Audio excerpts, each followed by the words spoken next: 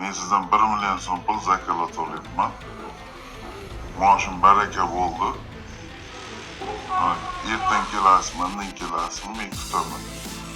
Bugungi kunda ijtimoiy tarmoqlar orqali onlayn savdo qilish imkoniyati mavjud, ammo ularning hammasini ham ishonchli deya olamizmi? Afsuski, yo'q. Huquqni muhofaza qiluvchi organlar tomonidan onlayn avtomashina savdosi bilan bog'liq firibgarlik holati fosh etildi. Tergov ma'lumotlariga ko'ra, 1999-yilda tug'ilgan fuqaro Telegram ijtimoiy tarmog'ida profil ochib, o'zida mavjud bo'lmagan Cobalt rusumli avtomashinani sotishini ma'lum qilib, fuqarolar bilan muloqotga kirishgan.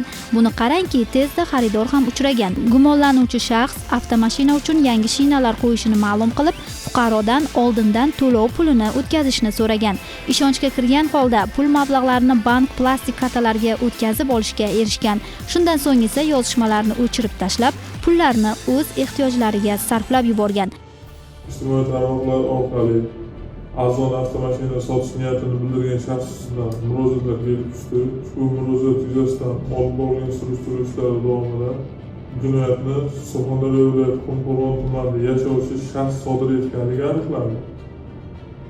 Olib borilgan tezkor-qidiruv tadbirlari natijasida ushbu shaxs qo'lga olindi.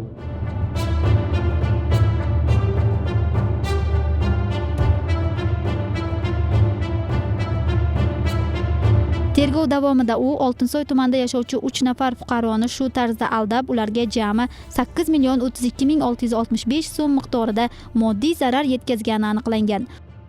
Mazkur holat yuzasidan O'zbekiston Respublikasi Jinoyat kodeksining 168-moddasi 3-qismi BG bandlari bilan jinoyat ishi qo'zg'atilib, tergov harakatlari olib borilmoqda. Jinoyat sodir etgan shaxslarga nisbatan qamoqqa olish ehtiyot chorasi tanlangan. Hozirgi kunda mazkur jinoyatdan jabrlangan fuqarolardan Surxondaryo viloyati Ichki ishlar boshqarmasi va uning hududiy bo'limlariga murojaat qilishlari so'raladi.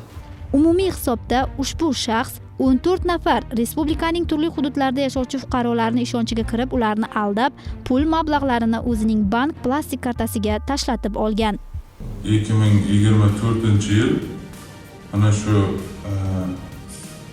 15 dan ortiq odamni Cobalt mashinasi sotaman deb aldab, Telegramdagi gruppadagi rasmni olib, eski rasmni shu eski rasmni qo'yardim.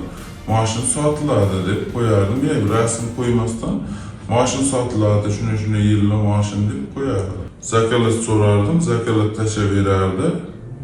Keyin cho'rni blokka tig'ib qo'yardim. Bu qilgan ishimdan pushaymonman. Ijtimoiy tarmoqlardagi soxta reklamalar har bir foydalanuvchi uchun xavf tug'dirishi mumkin. Shu bois mutaxassislar fuqarolarni internet orqali savdo yoki boshqa moliyaviy to'lovlarni amalga oshirishda ehtiyotkor bo'lishga, noma'lum shaxslarga oldindan pul o'tkazmaslikka chaqirmoqda.